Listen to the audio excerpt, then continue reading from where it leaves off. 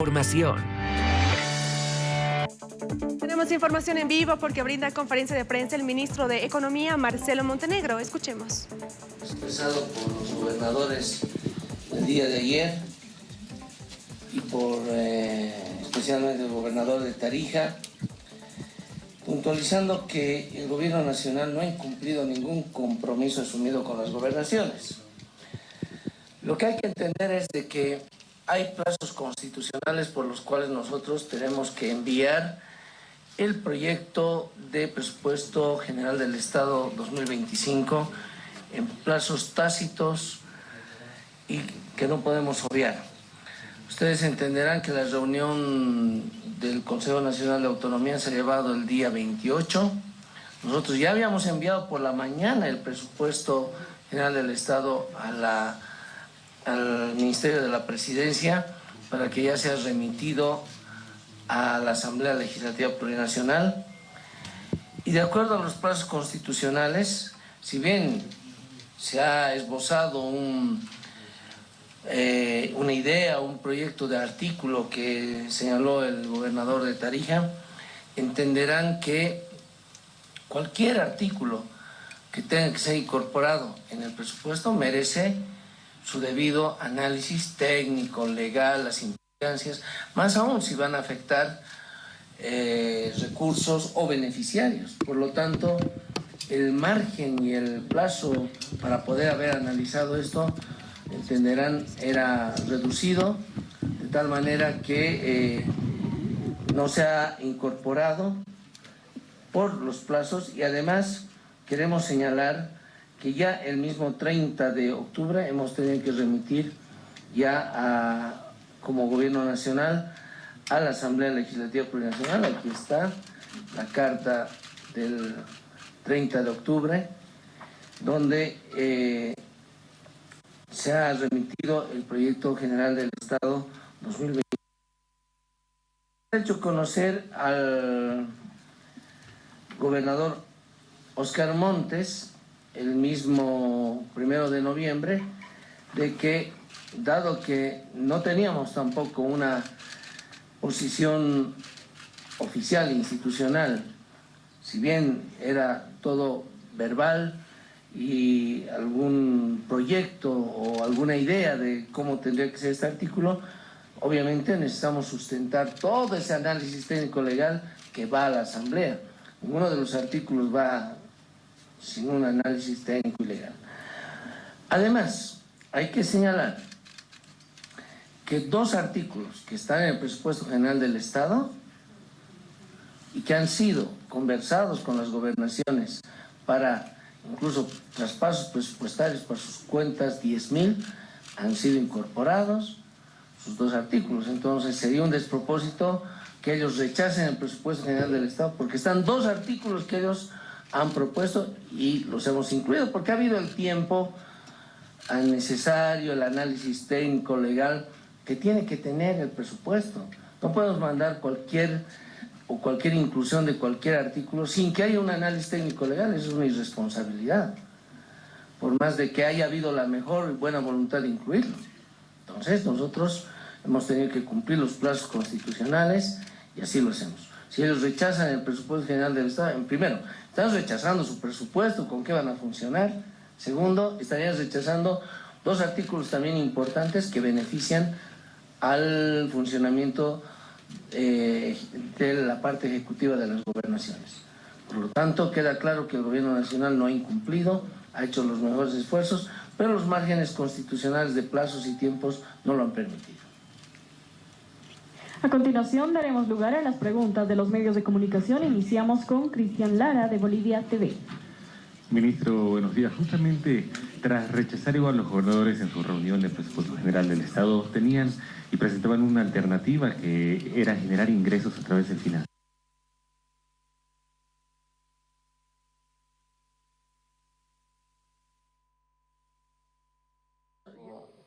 Hablado en alguna otra conferencia de prensa en el que es un proceso. Habíamos dicho en una conferencia de prensa de que primero se tiene que establecer una línea base, ¿no?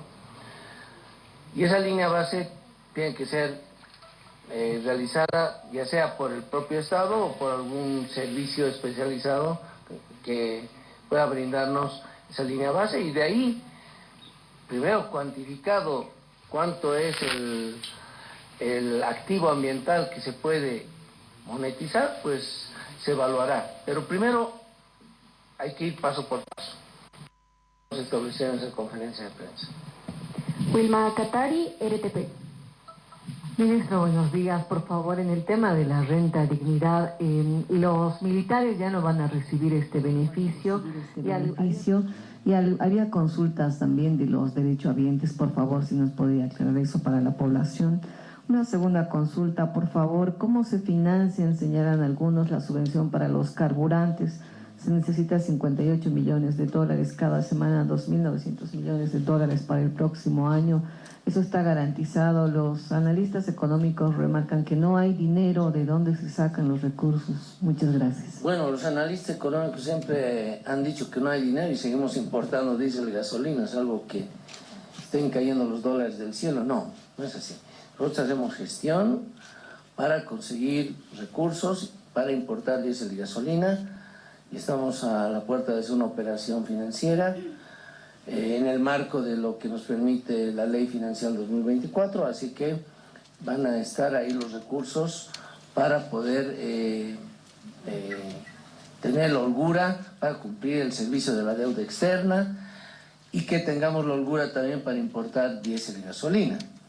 Contestando tu última pregunta, Vilma.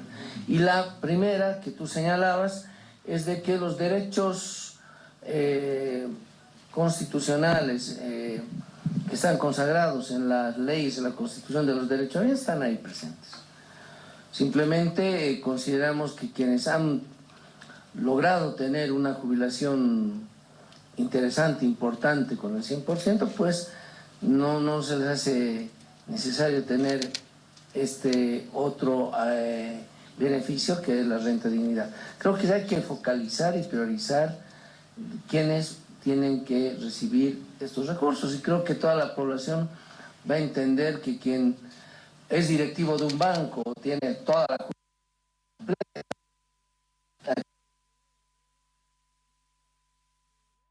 salario, pero también recibe parte de su renta y adicionalmente recibe el bono de la renta de dignidad, pues consideramos que en términos de equidad hay que ser colaborativo y hay que ser también empático, y creo que hay otras personas que sí lo merecen con mayor necesidad. No nos olvidemos que cada año están ingresando nuevos beneficiarios a la renta dignidad, no es que son los mismos de que cuando se ha creado la ley. Muchos de ustedes también y nosotros vamos a entrar en algún momento a ser beneficiarios de la renta dignidad. Entonces, esta población va aumentando, entonces hay que priorizar, y es lo que hemos dicho ayer en una conferencia de prensa. Carlos Villena, Unitel. Buen día, ministro. Un par de consultas de mi parte, por favor. Han surgido reclamos de parte de los gobernadores en la reunión de la víspera realizada en Santa Cruz. Ellos señalan que les siguen cargando asignaciones que no les corresponden, como por ejemplo el prediario y la dotación de medicamentos para el tercer nivel. Dicen que es una responsabilidad del nivel central que sigue cargada a las gobernaciones. Es una primera consulta, ministro. Y la segunda, ministro, cuando culmine la actualidad del nivel central que sigue cargada a las gobernaciones. Es una primera consulta, ministro. Y la segunda, ministro, cuando culmine la actual gestión del gobierno, el próximo año 2025, ¿a cuánto va a ascender la deuda del país? Gracias, ministro. Bueno, respondiéndote a la última pregunta, con el esquema de nulos desembolsos que hay en la Asamblea, cada vez el nivel de servicio, el nivel de endeudamiento endeudamiento externo va bajando. Comenzamos con un nivel de 30% respecto al PIB, ahora está en 26%, tal vez tenemos con un menor nivel. Así que ahí está contestada esa pregunta. Y en relación a esas obligaciones, bueno, esa es una discusión que se tiene que siempre zanjar en términos legales. Hay una ley en este momento que establece ese tipo de obligaciones que la han ido asumiendo a lo largo de los años las gobernaciones, pero que también en muchos casos hay que señalar que cuando envían sus presupuestos no los incluyen, entonces tienen la libertad también de asignar el monto que ellos vean conveniente. Por lo tanto, es una prerrogativa que tienen las gobernaciones para hacer aquello. No obstante, el gobierno nacional va apoyando a las gobernaciones, habiendo incluido estos dos artículos. Colaboramos en esas mesas de discusión y se ha incluido en el compromiso que hemos tenido con ellos de tener esos dos artículos en el PG 2025 que se oponen ahora, obviamente un despropósito aquello. Sin embargo, el gobierno nacional apoya a las gobernaciones con el FARIG, el FOSIP y otro tipo de apoyos cuando se hace necesario dotar de recursos para inversión pública regional. Está el FNDR, el FOSIP. Hemos sido también empáticos como gobierno nacional para hacer las reprogramaciones en el FNDR, entonces no se puede alegar que el gobierno nacional no apoya a las gobernaciones. Entonces ahí hay una forma de sustentar y apoyar la gestión de nuestras gobernaciones en el país. Ministro, Gregory, por favor, ministro, si me permite, ¿cuánto va a ser la deuda expresada en dólares, este 20-26% que usted refería? Bueno, depende mucho del PIB, depende también de ese mismo nivel de deuda, entonces en su momento, pero yo te digo que la tendencia es a bajar, no es a subir. Gregory Beltrán, de La Prensa. Gracias, buen día, ministro. Hablemos de inflación, ministro. Si este año ha sido atípico y el gobierno ha dicho de que los precios han subido por los bloqueos, ¿por qué el gobierno está planteando una inflación similar a la que hemos vivido este año para el próximo año? Lo último, ministro, el modelo ha sido perforado toda vez de que el libre mercado se ha impuesto en la regulación de precios, es decir, el gobierno no ha podido bajar los precios principalmente de las carnes y ha tenido que regirse de acuerdo al libre mercado. Esas dos preguntas. Gracias, ministro.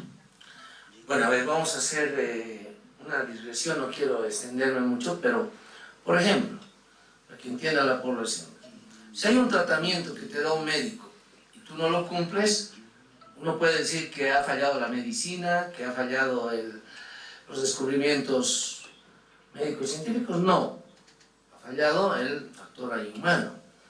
El modelo económico, social, comunitario y productivo tenía un esquema muy sencillo, pero potente para reproducir el sistema. Que los excedentes se reinviertan en la industrialización y obviamente en seguir buscando mayores reservas. ¿Eso se ha aplicado? No. ¿Es falla del modelo? No. Es falla de la aplicación y del descuido que ha habido por la nacionalización. El hecho de no haber aplicado, como decía el modelo, y siguiendo el plan que señaló Carlos Villegas en su momento. En su momento había un plan para exploración en el sector hidrocarburífero. ¿Se aplicó eso? No. Consecuencias, tenemos campos que se han deteriorado, han bajado su producción. Entonces ahora el gobierno nacional del presidente Luis Arce retoma ese plan y hay resultados, no hay X1, que obviamente no va a dar inmediatamente, pero ahí está. Está para el pueblo boliviano en 5 o 6 años con un potencial ya de 1.7 TCF y mucho más. Entonces no podemos decir que ha fallado algo si no se ha aplicado estrictamente en su integridad. Por lo tanto, si ha habido aquí una falla humana o un fallo de las autoridades desde el momento en el sector de hidrocarburos, pues no le podemos echar la culpa al modelo económico. Y el haber permitido que el sector privado pueda hacer la importación y la comercialización es un pedido. Ahora hay que ver si se va a poder cumplir. Obviamente no va a ser fácil porque hay toda una serie de detalles de la logística de importación de diésel y combustibles, que esa la tiene YPFB. Por algo, varios años ha acumulado esa experticia y debería nomás ser por el lado de YPFB que se pueda traer los hidrocarburos al país. Ese es mi punto de vista, pero está abierta esa posibilidad y ya será el sector privado el que dará el examen si puede o no hacer. Muchas gracias. De esta manera concluimos la presente conferencia. Que viene, además también de cuáles son las proyecciones y controles con respecto al incremento de la canasta familiar y con respecto a la respuesta sobre el modelo económico, social, comunitario y productivo que se aplica en el país, que busca también mejorar y poder tener una estabilidad en los precios de la canasta familiar. Muy bien, Diana, muchísimas gracias por el informe. Y bueno, estas son las palabras también del ministro de Economía, Marcelo Montenegro, quien aclaraba ciertas dudas sobre el presupuesto general del Estado, que tiene como principal objetivo fortalecer la protección social y garantizar también la renta dignidad para los adultos mayores. Continuamos con más. Información